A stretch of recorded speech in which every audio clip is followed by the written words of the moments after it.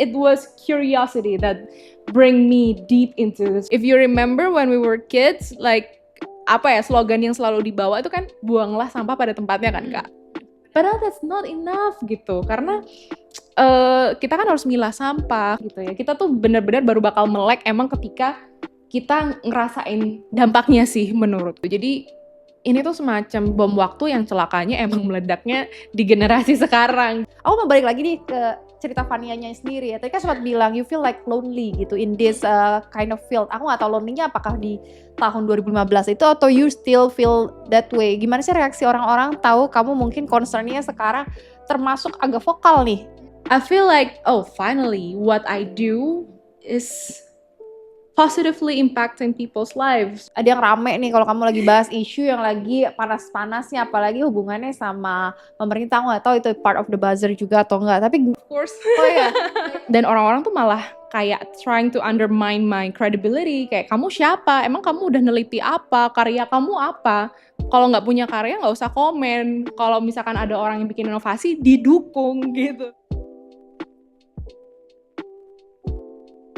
Welcome to the Shining Women, and today's episode is very special because we are talking about something many people talk about but very few truly commit to, the sustainability. And not as a trend, not as a brand slogan, but as a life choice.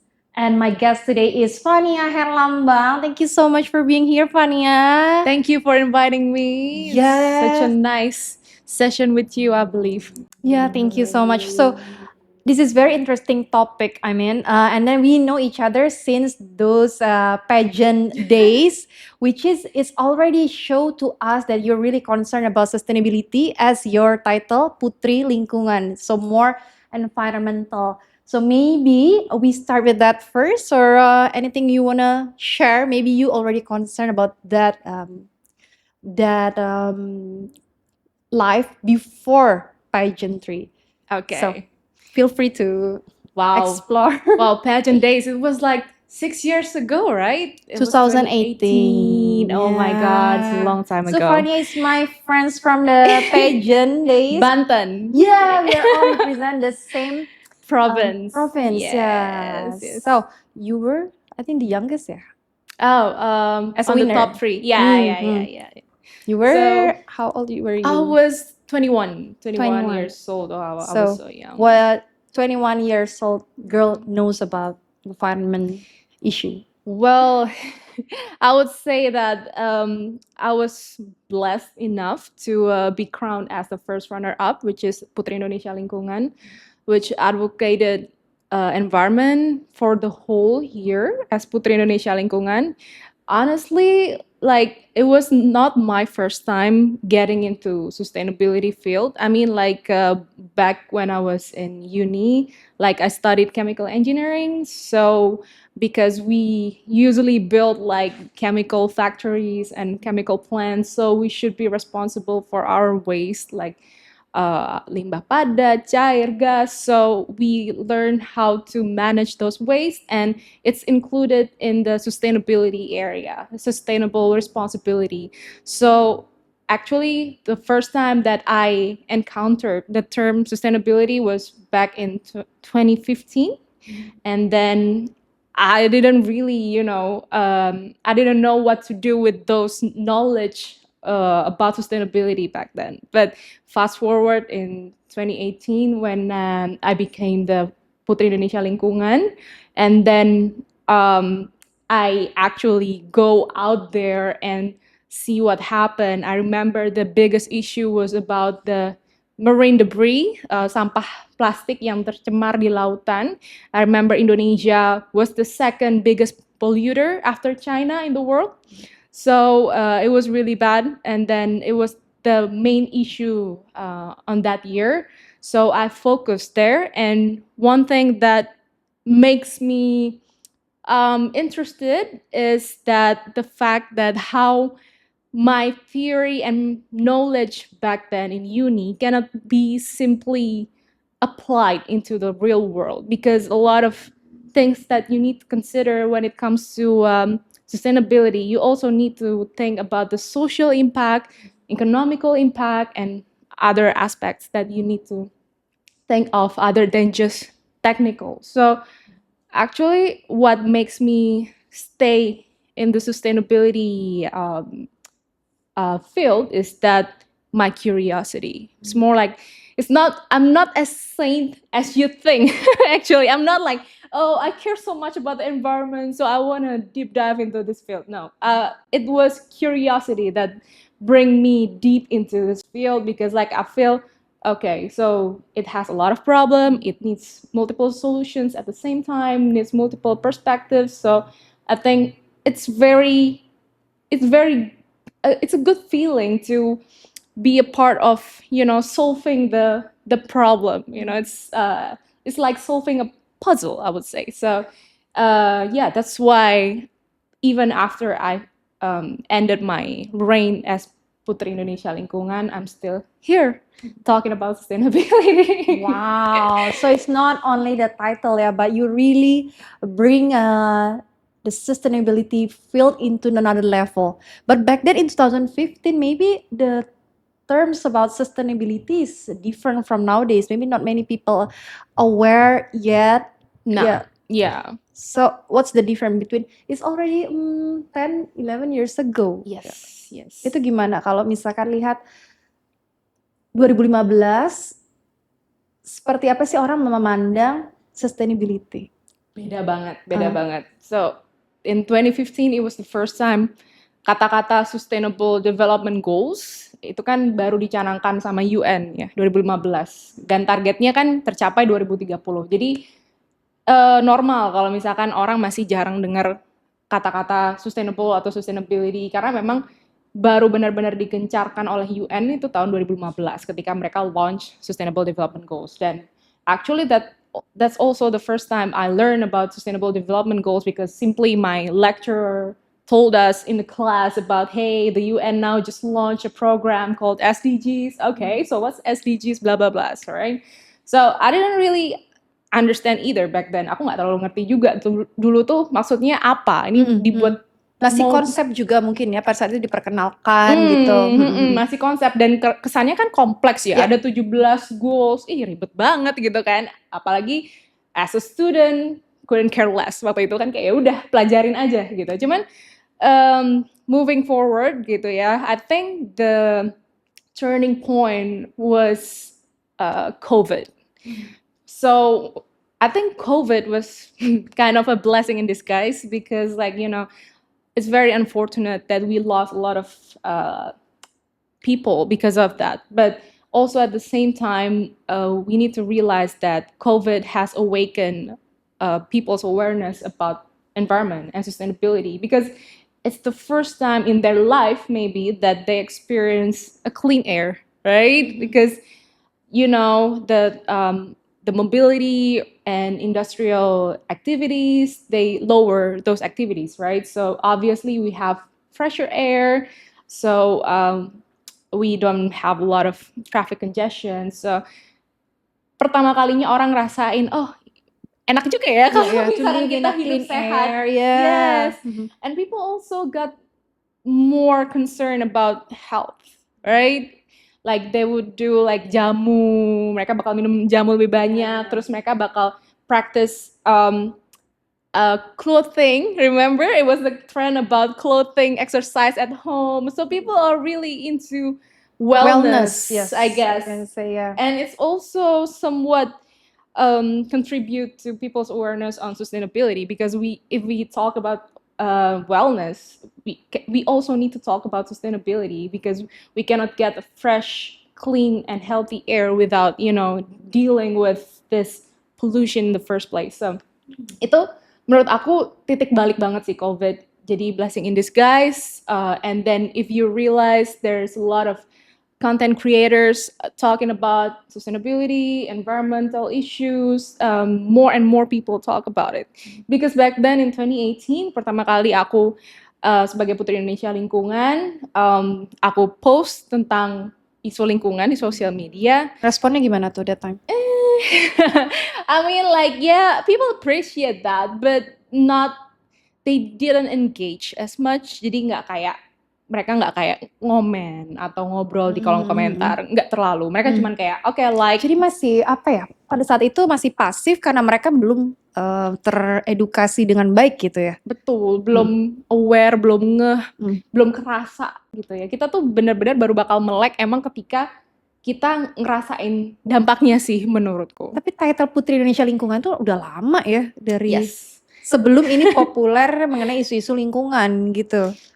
Ya, bisa aku bilang isu lingkungan ini memang naik daunnya pas 2020 ke sini sih. Itu makin tinggi, and I am really grateful for the community, the sustainability content creators now is so big, so big. There's a lot of them already, and then even we have different topic to talk about, because under sustainability platform we can talk about, you know, slow fashion, we can talk about biodiversity, waste management, or climate crisis, right? So each and every one of them can talk about different things and at the same time, so we have this strong bond over like sustainability content creators. And it's good because I used to feel kind of lonely talking about it, you know, because it was not many people post content about that on social media. But now, Mungkin bukan yang populer gitu ya topiknya kalau Yeah. dibandingkan content creator di field yang lain gitu.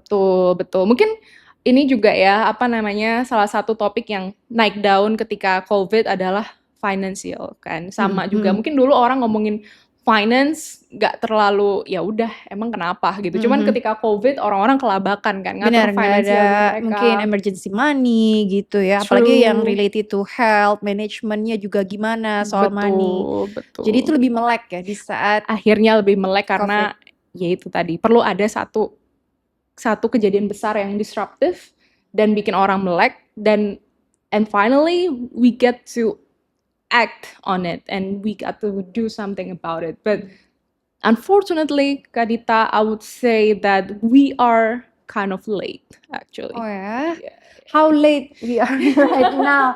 Bener sih. Sebenarnya banyak mungkin yang nonton juga sebenarnya ini masih sangat belum familiar. Mungkin juga masih yang kenal kita dari pageantry tapi belum dari apa yang kamu lagi benar-benar gaungkan sekarang.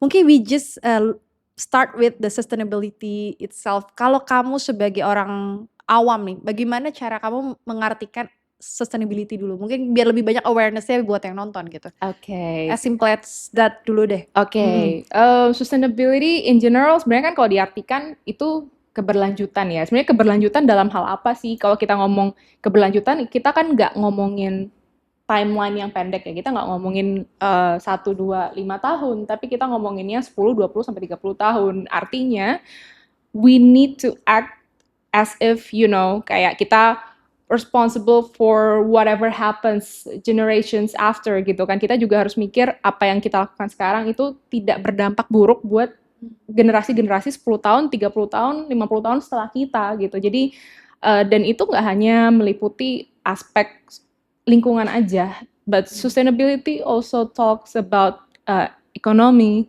social. Jadi kalau teman-teman lihat di pilarnya Sustainable Development Goals pun juga banyak faktor-faktor sosial dan ekonomi juga di situ, ngomongin apa namanya memberantas kemiskinan, kesehatan, apa namanya kota yang baik untuk semua orang dan segala macam. Jadi memang 3 pilar itu yang harus dipikirkan ketika ngebahas soal sustainability. Karena kita sadar juga pastinya nggak bisa kita hanya prioritaskan satu aspek dan nggak mikirin aspek-aspek lain, karena pasti 3 itu tuh saling mengunci lah ibaratnya. Jadi kita in making every decision, we need to think the impact on the environment, the society, and also the economy. Itu sih simpelnya. Itu ya. Nah, kalau misalkan ngomongin sustainability keberlanjutan, ini orang-orang yang kelompok mana sih yang paling harus sadar duluan mengenai sustainability?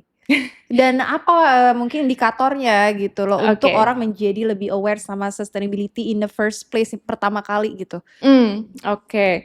Jadi ada 2 kelompok yang pengen aku highlight ya sebenarnya. Yang pertama itu kelompok yang paling rentan dulu sebenarnya sama dampaknya ya. Jadi kelompok yang paling rentan ini kelompok-kelompok yang apa ya, bisa dibilang menengah ke bawah atau misalkan kelas sosialnya yang quite unfortunate gitu ya. Karena biasanya mereka itu bekerjanya di bidang-bidang yang sangat bergantung dengan sumber daya alam, kayak misalnya petani, nelayan gitu ya. Jadi ketika alamnya rusak, ketika krisis iklim berjalan itu pasti mereka sangat terdampak, baik itu mereka gagal panen, gagal dapatkan ikan misalkan seperti itu tuh mereka duluan yang kena.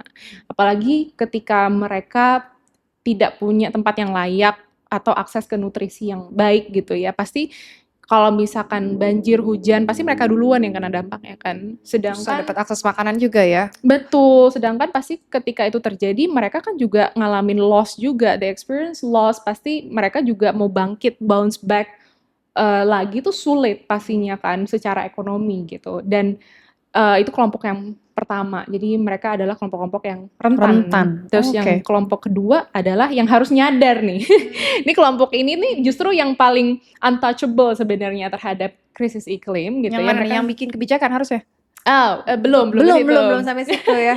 Ini kelompok-kelompok yang jarang tersentuh karena mereka safe gitu ya. Mereka ada di tempat yang nyaman, enak, tapi mereka emit the biggest carbon gitu. Orang-orang yang ibaratnya gaya hidupnya itu ya karena mereka punya resource yang besar gitu ya. Jadi mereka merasa kayak oh I can just fly with my private jets or drive my sports car gitu ya without having any like true meaning whatsoever just because I'm cool like that, you know. Kayak gitu-gitu tuh. Justru mereka yang untouchable karena mereka mana relate sih Iya, dengan benar. kejadian-kejadian alam seperti itu. Mungkin banjir juga nggak kena Iya, gitu ya. mereka tinggal di daerah yang paling elit iya. yang nggak kena banjir gitu Bener ya. ya. Tapi mereka ya unfortunately the biggest Apa emang harus spender. ada ini efek yang benar-benar real sampai orang tuh mungkin tersentuh gitu? I would say from my experience kalau ditanya ya, emang gimana sih cara bikin orang sadar gitu ya terkait dengan isu lingkungan ini? Jujur aku sebagai sustainability advocate pun bisa bilang bahwa kita nggak bisa convert orang dari nggak tahu sampai mau beraksi gitu loh. Karena apa yang kita bisa lakukan ya hanya menyampaikan semenarik mungkin, semudah mungkin dimengerti. Tapi at the end of the day, apakah mereka mau convert into action? Kan itu di luar kendali kita toh, gitu. Jadi mostly orang-orang yang akhirnya memilih untuk beraksi gitu, kalau aku lihat, they are the ones who got impacted. Pasti mereka pernah punya pengalaman sangat personal antara bencana alam yang akhirnya merenggut keluarga mereka atau mereka kehilangan kerugian besar akibat bencana itu atau memang ya mereka terganggu, simply terganggu misalnya sampah gitu. They live in an area where the people just dispose their trash like wherever gitu kan. Jadi mereka terdampak juga keganggu misalnya. Ya mereka punya pengalaman-pengalaman personal yang terpapar gitu. Tapi ya gimana Jadi dengan lama orang ya kalau nungguin semua orang harus kena batunya dulu gitu. Tapi in my own experience ya, the way I got inspired with the environmental field ini lebih melihat hal-hal yang lebih menginspirasi sih. Kayak misalkan ngelihat kayak slow fashion gitu. Wah, I appreciate this as a art gitu.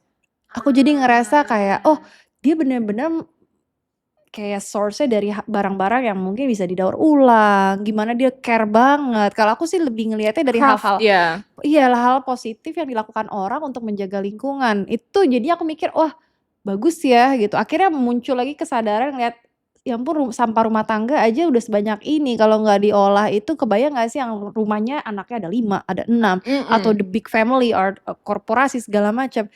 Ada orang yang mungkin tersentuhnya dengan hal-hal yang memang nggak langsung iya, banget. nggak kena ke kita. Cuman ngelihat kayak ada orang yang care, kayak kamu care sama lingkungan. So, apa sih yang dilakuin begitu dilihat, wow, this is amazing ya. It's really inspire me gitu. Mungkin ada nggak sih orang yang kayak gitu juga? Ada tapi jarang. Banyak I wish lebih banyak orang kayak Kadita gitu. Maksudnya nggak perlu sampai kena batunya tapi udah nyadar. Karena kan kita pengennya kita jangan sampai dong kita keburu terlanjur. Kita kan pengennya mencegah ya apa-apa gitu. Jangan sampai kita kena batunya dulu baru kita sadar. Itu udah telat ibaratnya kan. Jadi yang paling bagus emang kayak gini gitu kan. Udah sadar dari awal ketika ngelihat terekspos dengan beritanya aja gitu ya atau ngelihat sekelilingnya dengan apa ya minor inconvenience kayak tadi kakak bilang, oh ternyata banyak juga ya sampah per kepala keluarga gitu misalnya. Tapi ya sekarang kan maksudnya again ya yang tadi aku bilang telat gitu. Seberapa telat sih Ya, kita? seberapa telatnya Indonesia atau aku ngerasa kita kan tinggalnya di Bali. Awareness-nya lumayan ya dibanding Bener. di Jakarta karena ngelihat orang asing juga tinggal di sini dan how they live their life kayak pakai tas yang bisa dipakai berkali-kali. Jadi secara nggak langsung menginspirasi dan membuat kita punya behavior baru. Nah, mungkin kamu lihatnya yang mana yang telat itu apakah per regional nih? Gitu. Karena satu Indonesia ini ternyata beda-beda ya. Kita hidup di Betul. Jakarta udah pakai nggak pakai kantong plastik, tapi ternyata geser dikit di Tangerang tuh ternyata masih di minimartnya itu Banten lagi. iya Banten lagi, makanya aku juga kaget, "Hah, masih ada tuh kantong kresek yang hitam putih itu nggak sih yang nyarinya aja kayak bukannya itu dari tahun 90-an gitu kan." Jadi kalau kamu lihat kemajuan, kesadarannya itu di Indonesia ini kan mungkin nggak merata, itu menurut aku, nggak tahu kalau kamu lihat gimana? Menarik sih. Jadi aku coba zoom out dulu ya dari nationwide. Sebenarnya pemerintah itu awal tahun ini baru ngumumin darurat sampah nasional, Kak Dita. Jadi Menteri LH itu udah nandain berapa ratus kota dan kabupaten yang kondisi pengelolaan sampahnya itu sama sekali belum ideal gitu lah. Dan sekarang akibatnya pemerintah lagi netapin status darurat dan bagusnya kalau netapin status darurat pasti kan geraknya bakal cepet nih yang di bawah-bawah. Harapannya sih pemerintah daerah juga ngikutnya cepet sama pemerintah pusat. Tapi ya kembali lagi agak telat juga karena apa ya awal tahun 2025 Maret tahun lalu berarti hampir setahun ya.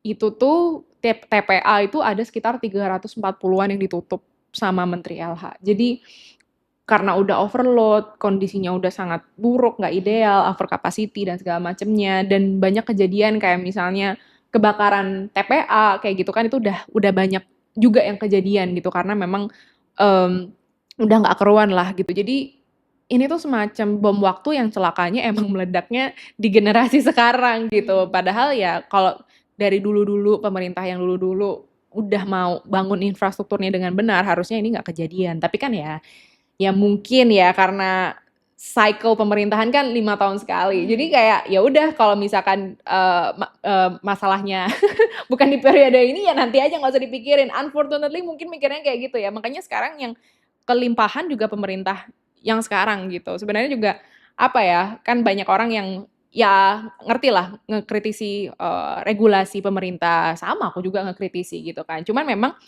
the fault is not 100% on them. Itu juga kayak akumulasi dari yang tahun-tahun dulu-dulu sebelumnya. bener. Dan if you remember when we were kids, like apa ya slogan yang selalu dibawa itu kan buanglah sampah pada tempatnya kan Kak. Benar. Padahal that's not enough gitu. Karena kita kan harus milah sampah. Kalau misalkan cuma dibuang ke tempatnya doang ya larinya ke open dumping, ke landfill, ke TPA gitu kan. Dan kalau ngelihat Bali sendiri tadi kayak Kakak bilang, Bali ini paradoxical sih menurut aku. Unik banget. Jadi banyak gerakan-gerakan yang terkenal kan kayak Sungai Watch gitu. Itu salah satu yang besar banget lah. Dan banyak juga teman-teman community yang bergerak di bidang lingkungan dan sustainability. Makanya akhirnya aku juga salah satu alasan aku pindah ke sini karena to get closer to them karena banyak banget yang bisa dipelajari. Tapi at the same time masalah sampah kan juga besar, masalah lingkungan juga besar dengan overtourism dan lain sebagainya. Jadi lumayan paradoxical Paradoks ya, ya, benar. Dan kemarin kan kalau sempat inget Desember itu harusnya TPA Suwung ditutup kan. Terus ada demo gede-gedean di mana itu truk sampah demo ngantri in front of the governor's building gitu kan, governor's office. Jadi kayak mereka nggak mau tuh ditutup karena nggak siap, karena TPA-nya ditutup tapi di hulunya tuh belum terselesaikan masalahnya. Apa sih solusinya kalau TPA ditutup? Itu Iya. orang-orang belum ready sama sekali, Bener, masih bener. jauh dari ready. Gitu. Sosialisasinya juga kurang ya. Terus sampah nggak diangkut kan kita juga bingung harus gimana. Ya, so far sih pengelolaan sampah rumah tangganya masih agak bingung. Jadi sebenarnya masih jauh itu bisa dikatakan berapa persentage-nya nih kesadaran kita terhadap lingkungan. Sekarang sih udah lumayan sadar ya, apalagi di Bali tuh orang-orang akhirnya kelimpungan juga loh. Kayak aku lihat di diskusinya, ini sampahku udah nggak diambil 2 minggu, sebulan gitu kan misalnya. Ya jelas lah, karena kan ya again udah mau ditutup TPA-nya. the trash picker, they don't wanna like pick your trash because like the landfill is closed dan lain sebagainya. Dan I don't know, I think I just posted on my social media like the fee for my trash picking monthly subscription is Increase ya, double the price. 500,000 rupiah, and it was not even like separated. They just like pick it up and then transfer it to the landfill. I was like, They're why would gonna I pay burn this kind of the money? Yeah, and the they're gonna trash. burn it with they say with incinerators though. But funny enough that the minister Menteri LH baru aja bilang bahwa insinerator skala kecil tuh nggak boleh. Dia bilang nggak boleh. So is this illegal or is this Tapi menurut legal? kamu I don't gimana? Itu know. saran yang lebih bagus atau justru polusi juga tuh dari generator pembakarannya? Kan hari gini masih bakar sampah juga sebenarnya masih question juga sih. Betul. Itu lucunya Kak Dita, in in sustainability discussions we have different groups, kayak ada iya, kubu-kubunya, kubunya. ada Iya, iya. kubunya. Jadi ada kubu yang oh iya nggak apa-apa pakai insinerator gitu ya, pembakaran yang nanti jadi listrik kayak gitu kan. Dan sekarang kan sebenarnya juga udah ada tuh keluar perpresnya juga akhir tahun kemarin tentang pembangkit listrik tenaga sampah. Jadi emang mau ada percepatan nih pembangkit listrik tenaga sampah dari pusat. Cuman at the same time ada juga yang kontra kayak kakak bilang tadi. Gimana polusinya, apa namanya, banyak zat kimia berbahaya nanti di gasnya kalau nggak dikelola dengan baik dan segala macamnya. Nah itu mungkin salah satu reasoningnya Pak Menteri LH, makanya beliau tidak Menyarankan skala kecil karena takutnya pengelolaan limbah asapnya yang tidak baik gitu loh. Jadinya nanti malah membahayakan, bukannya kita nyelesain masalah sampah tapi nimbulin masalah baru, Iya, masalah kesehatan bener-bener. gitu. Wow, Gitu susah sih. ya sebenarnya ya. Karena kesadaran dan knowledge-nya juga nggak sampai di titik yang aman nih untuk Kompleks pengelolaannya. kompleks banget dan ya Jadi itu bingung mau mulai dari mana. Mungkin some people will think that way juga ya. ya mungkin apa ya, I think the simplest thing if I can give some tips gitu ya, gimana cara ngelola sampah, mungkin buat teman-teman yang di Bali juga yang ngerasa kesulitan sekarang ini, I think yang paling sederhana adalah ngelola sampah organik dulu sih Kak dari rumah. Sekarang kan di Bali lagi gencar yang namanya tebe modern. So it's like lubang biopori, kalau pernah dengar itu kan metode kompos di taman. Memang sih butuh a bit of land gitu ya. Tapi ini versi gedenya. Biopori kan biasanya kecil-kecil. Nah ini dia versi kayak sumur gede.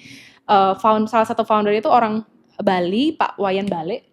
Nah beliau itu ibaratnya reinventing the Balinese traditional waste management method. Jadi dulu orang Bali itu emang buang sampah ke taman kan, karena sampahnya kan emang organik semua. Kompos gitu. Tapi kan sekarang karena sampahnya udah ada sampah plastik dan segala macam, akhirnya Pak Wayan Balik ini mencoba cari solusi lah gimana caranya dengan lahan yang makin terbatas juga orang tetap bisa ngelola sampahnya. Jadi dia bikin kayak sumur yang didesain sedemikian rupa sehingga bisa nampung sampah itu 6 bulan sampai setahun tergantung kebutuhan. Bisa sharing juga sama tetangga kalau kapasitasnya cukup gitu ya, dan mungkin keterbatasan lahan di rumah jadi sharing. Dan di situ ya udah nggak usah ngaduk-ngaduk, karena kan kalau conventional komposter yang komposter bin itu kan perlu diaduk dan segala macam kan. Jadi itu tinggal buang aja sampahnya ke situ, biarin selama 6 bulan sampai setahun, nanti matang sendiri komposnya. Jadi tinggal di harvest. Organik ya semuanya berarti sampahnya. Betul. Dan nggak perlu repot ngaduk, nggak perlu repot ngatur suhu, pH dan segala macamnya, itu udah otomatis matang karena desainnya yang sudah dipikirkan. Nah nanti setelah sampah organiknya selesai itu much easier deh Kak, karena sampah organik kan basah ya, kalau udah nyampur tuh kayak jorok, repot, dan tukang yang milahnya juga kan kasihan ya kalau misalkan dia harus terpapar dengan mikroorganisme, bakteri dan lain sebagainya dari sampah organik. Jadi dengan ngurangin sampah organik itu it's very helpful karena the biggest share of waste, especially in households, is organic waste. Jadi 65% itu sebenarnya sampah rumah tangga terutama itu tuh paling besar ya sampah organik. Jadi kalau kita at least udah handle itu di rumah, it's already finished gitu. Udah lega banget lah lumayan. Sisa 30 sekian persennya lagi kan untuk dipikirin gimana solusinya sampah anorganik gitu. Dan sebenarnya sampah anorganik itu once udah dipisahin sama sampah organik itu udah bisa lari ke industri-industri daur ulang gitu. Oke, tapi ya itu kan penemuan satu yang mungkin belum banyak yang pakai dan mungkin belum dipatenkan dan bisa jadi salah satu yang diperjualbelikan di masing-masing Iya, ya, I household think gitu. kalau nggak salah tuh belum dipatenkan apa gimana ya, aku lupa. Cuman memang sekarang pemerintah Bali tuh banyak yang lagi sering kayak mengesahkan tebe modern di sini, di situ, di sini, di situ. Tapi kan kembali lagi ya, metode composting tuh banyak, jadi bisa disesuaikan dengan kapasitas dan kebutuhan. Sekarang juga ada loh kayak mesin komposter gitu yang jadi tinggal masukin sampahnya ke dalam mesin kecil gitu, kayak tong sampah kecil. Nanti dia bakal kayak they will process your organic waste kayak berapa jam itu udah jadi kompos, udah mateng. Jadinya nggak perlu lahan banyak, nggak perlu kebauan atau dealing with the roach or the worms kayak gitu-gitu. Jadi itu salah satu inovasi yang membantu banget sih untuk households. Memang sekarang price wise masih lumayan tinggi, tapi hopefully kalau misalkan nanti makin mateng teknologinya bisa semakin aksesibel dan makin murah buat dibeli di rumah tangga gitu sih. Wow, menarik ya, ini hal-hal yang kita nggak pernah tahu, tapi sebenarnya kalau kita udah ngelakuin ini mempermudah kita untuk ngelola sampah, karena kebayang banget sih, gak diangkat sampah kayak 1 minggu, 2 minggu, itu Pengalaman bener-bener kan? wah, apalagi kalau misalnya sampah rumah tangga yang punya anak kecil kan ada diapers, Oh ada iya iya. kotoran-kotoran yang kayak nggak ini kalau nggak diangkat sehari bahaya Iya, sebenarnya, benar benar ngotorin benar. sekelilingnya. Aku mau balik lagi nih ke cerita Fanianya sendiri ya, tadi kan sempat bilang you feel like lonely gitu in this, kind of field. Aku nggak tahu lonely-nya apakah di tahun 2015 itu atau you still feel that way? Gimana sih reaksi orang-orang tahu kamu mungkin concern-nya sekarang termasuk agak vokal nih as a environmental, advocate gitu, itu gimana sih your journey? Karena mungkin kan kita ngobrol ini menyenangkan, tapi some people I don't know kan their reaction atau mungkin yang awam atau mungkin yang justru juga sama-sama concern, mungkin mereka punya itu tadi kubu-kubu yang berbeda. Nah, your experience aja sih mungkin share. Jadi, I felt quite lonely itu during 2018 until 2020, I guess, because like again before COVID, people were not really engaging that much in the sustainability discussion. Kayak ya udah, aku post content about what's hot in my opinion, some news and updates about environment. But like people just like, oh okay, I like it, but yeah, we don't really wanna talk further in your comment sections or like simply that I want to talk to people to exchange my idea or my concern. It's still very rare. I mean, you can talk to like experts. I mean, like there are scientists and analysts that actually do that for a living. Ada gitu ya teman diskusinya. Tapi pengen juga gitu dapat sudut pandang dari ya regular people gitu, orang yang bukan di bidang sustainability tapi mereka juga perlu tahu dan mereka pasti bakal terdampak. Itu aku belum dapet tuh experience buat engage dan ngobrol dengan orang-orang itu dulu karena masih mereka again kayak ya udah nice to know aja gitu kan. Ya kebayang sih kalau lagi ngumpul gitu sama teman-teman, kamu mau ngebahas itu mereka mungkin nggak aware, Nggak nggak tahu, relate. nggak relate, Iya. ya ngerasa sih lonely-nya. Iya, Iya gitu deh. Makanya once sekarang udah apa banyak teman-teman fellow content creator on sustainability itu ngebantu banget tripling efeknya sehingga orang-orang pun juga ketika aku posting sesuatu, aku seneng banget ketika orang nanya gitu dari apa yang udah statement aku sampaikan. Pasti kan apa yang aku sampaikan limited ya karena kan durasi video, durasi konten kan nggak bisa panjang-panjang. And I haven't gotten to YouTube yet, jadi kayak aku masih short format selama ini.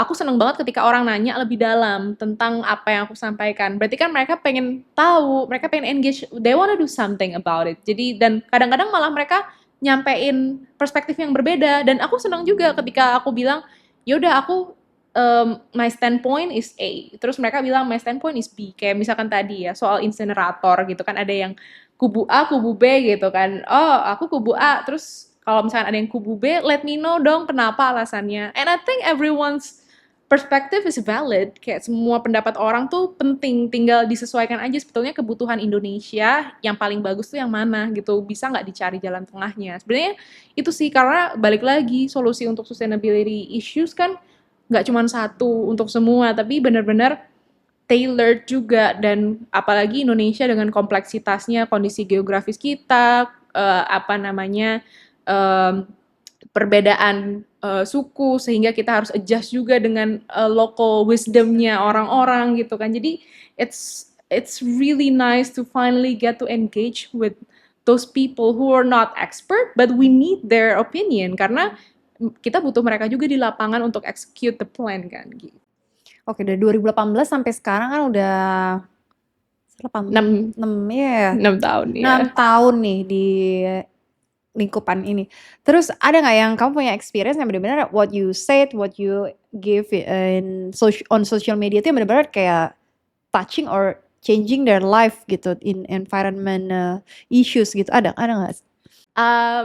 Some people try to reach me through my direct message on Instagram and they say like, oh, you know what, Vanya, you made me choose the environmental major, or like I'm doing research on the environmental issues and then blah blah blah because of you, and then thank you so much, you helped me with giving me ideas about what should I do about this, or you give me idea about what research project should I do, blah blah blah. Or sometimes I also love to connect different organizations so they can work together and complement each other. I also love to do that. So I feel like, oh, finally, what I do is positively impacting people's lives, you know. And then I really appreciate if they reach out to me and say hi, you know. Kayak aku senang banget ketika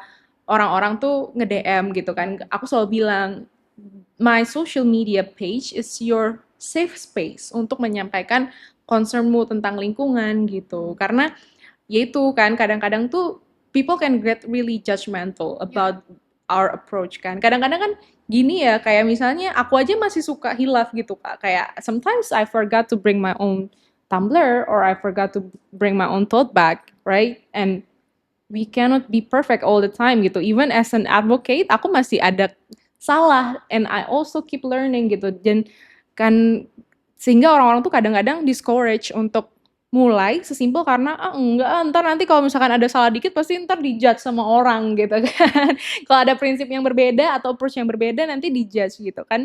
Jadi ya sebenarnya kita nggak bisa Perfect ngejudge ya. kayak gitu juga. Dan I always encourage them to be an imperfect environmentalist. Nggak apa-apa, belajar dulu, we gotta start somewhere gitu kan. Even big corporations aja kan ya they pollute our earth gitu kan. Mereka bikin polusi gitu kan, industri-industri, tapi ya mereka start somewhere gitu. Oke, mereka ngurangin emisi di sini, mereka offset emisi di sini, they start somewhere gitu kan.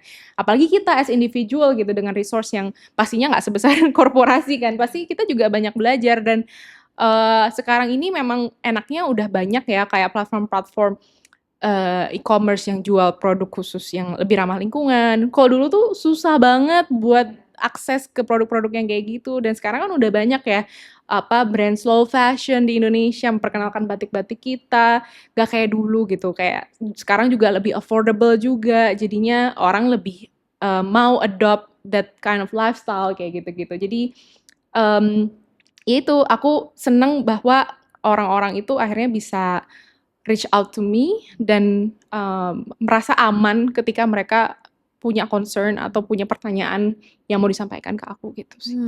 Wow, ya itu yang benar-benar ngerasa apa yang kamu kerjain akhirnya memang benar-benar give you a life changing moment juga yang dia share ke kamu, which is it's really good. It's really good. Kayak you're doing the right thing. Terus tapi ada juga kan aku suka lihat ada yang rame nih kalau kamu lagi bahas isu yang lagi panas-panasnya, apalagi hubungannya sama pemerintah. Aku nggak tahu itu part of the buzzer juga atau enggak, tapi Of course. oh ya, nah itu kamu gimana sih ngeliat itu? Nggak semua orang siap karena mungkin di field kamu ini adalah orang-orang dengan range usianya kan beda-beda, mungkin expertnya beda-beda. Dia ngerasa kayak kamu tahu apa nih gitu, you as a young woman gitu, mungkin dia merasa kayak iya kan, ada orang hanya menilai dari kapasitas itu. Nah itu gimana, ada experience yang topik apa tuh yang pernah rame? Kayaknya aku pernah lihat sih, long time ago sih. Dua Iya. hal yang benar-benar, ada satu yang masih ongoing sebenarnya, tapi yang satu lagi yang lucu nih. Jadi kalau Kak Dita inget, I think somewhere tengah-tengah 2024 2024 kalau nggak salah. Enggak, 2023. 2024, 2023 aku lupa. Pokoknya beberapa bulan sebelum presidential election aja waktu itu tuh sempat ada rame soal namanya teknologi Nikuba dan klaimnya itu bisa mengubah air jadi bahan bakar. iya, Ingat iya, nggak? Dan benar, itu benar, kayak benar. rame Ramainya banget. Apalagi tuh clickbaitnya media-media itu adalah ini peneliti yang bisa mengubah air jadi listrik, jadi bahan bakar tapi tidak dianggap green. Tidak dianggap brand, tidak, malah didapuk sama otomotif Eropa kayak Lamborghini dan lain sebagainya. Wah, orang kan langsung patriotismenya terbakar tuh, kayak kok bisa-bisanya sih kita punya orang pinter yang kayak dia tapi nggak dianggap gitu loh. Jadi it's good to have such a feeling towards your country ya. Patriotism is good, but I think like it's blinded patriotism if I would say. Karena ternyata setelah diusut-usut gitu ya, karena kan itu lumayan bidang yang aku pelajari juga kan back then ketika aku kuliah kan soal elektrolisis, and it doesn't make sense, kayak you could never make water into fuel, ya. exactly, kayak gimana ceritanya gitu kan. Karena emang nggak bisa, air tuh membutuhkan energi untuk dipecah gitu. Karena ya itulah secara hukum fisika itu udah melawan banget. Jadi aku ngobrol kan dengan teman-teman yang di bidang itu juga dan mereka confirm gitu, emang nggak bisa Van gitu, emang bener kok pendapat kamu gitu. Terus akhirnya I decided to make a content about it. 2 part itu aku bikin. Ya ampun, ketika konten itu aku upload, aku tuh intinya cuma satu, ngomongin konsep fisikanya. Kayak why this is against the law of physics. Udah itu Logiknya aja. nggak masuk Logiknya gitu. nggak masuk gitu kan. Terus orang-orang tuh bener-bener dari itu komennya kayaknya ada 5 ribuan, itu 90% ngata-ngatain. Itu siapa sih gitu? Memang yang buzzer itu atau I don't think it's buzzer. I just lebih ke think patriotism itu, benar. Kayaknya itu pure patriotism kalau aku lihat ya. Tapi orang-orang tuh semarah itu. Aku kaget juga gitu kan. I want to educate them gitu ya. I hope itu tuh bukan fraud gitu kan. Karena khawatir juga kan itu fraud yang dilebih-lebihkan gitu kan. Dan orang-orang tuh malah kayak trying to undermine my credibility. Kayak kamu siapa? Emang kamu udah neliti apa? Karya kamu apa? Kalau nggak punya karya nggak usah komen. Kalau misalkan ada orang yang bikin inovasi, didukung gitu. No, in the field of research and development gitu ya, di science tuh nggak mungkin kita blindly supporting hypothesis gitu kan. Kita pasti challenge. Bahkan kalau udah betul. ada hasilnya pun kita tetap challenge kan gitu. Karena science is not exact gitu loh. Kayak kita tuh bakal terus berkembang terus seiring berjalannya waktu kan. Dan ketika beberapa bulan setelah kejadian itu, aku sempet kayak, wah gila sih ini serangan orang-orang separah itu, baik di TikTok maupun Instagram.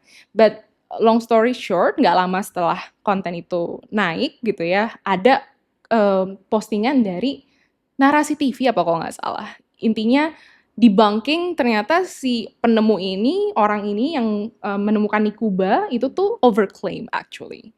He overclaim, kayak the European automotive, they not like come to him to sign a contract or whatever. It's not like that. It's just like, I don't know, he got invited to a summit or something, but not, he was exaggerating, like, and his claim was, again, fraudulent. I mean like, if you remember ada satu kejadian juga di, bahkan Silicon Valley pun nggak lepas dari isu-isu fraud kayak gini kan. Waktu itu kalau nggak salah ada satu drop out dari kedokteran Harvard, and then dia ngakunya bisa ngelakuin tes darah di rumah. Betul ya. Iya, itu kan gila banget. Sampai kayaknya ada yang sempat invest atau apa gitu ya. Presiden US aja sangat-sangat endorse dia kok waktu itu. Bahkan level presiden aja bisa terkelabui gitu kan, saking bagusnya packagingnya dia gitu kan. Tapi at the end of the day kan ketahuan. Akhirnya ada satu dokter kalau nggak salah pokoknya atau peneliti yang ngerasa ini kayaknya secara hukum sainsnya nggak benar deh gitu. Iya. Itu mungkin lebih ke desperate ya, kalau misalkan lihat orang tuh desperate akan miracle gitu. Karena udah secara sistem juga kita udah udah ribet gitu ya. Jadi ya that type of hope tuh orang kayak berusaha Clinging into one hope gitu iya, kan. bener. Walaupun sebenarnya secara nalar mereka mungkin udah setuju sih, itu nggak masuk di akal. Iya, iya, Iya, iya. tapi Padahal ya itu sih, there is like some hope that they wish it's true gitu. betul, apalagi kan kayak kok kamu bisa-bisanya advokat lingkungan malah Malah nggak against this support, iya, ya idea. mikirnya Padahal gitu. kan ini good for the environment kalau memang bisa air jadi bahan bakar, kita nggak perlu ada emisi dan segala macamnya.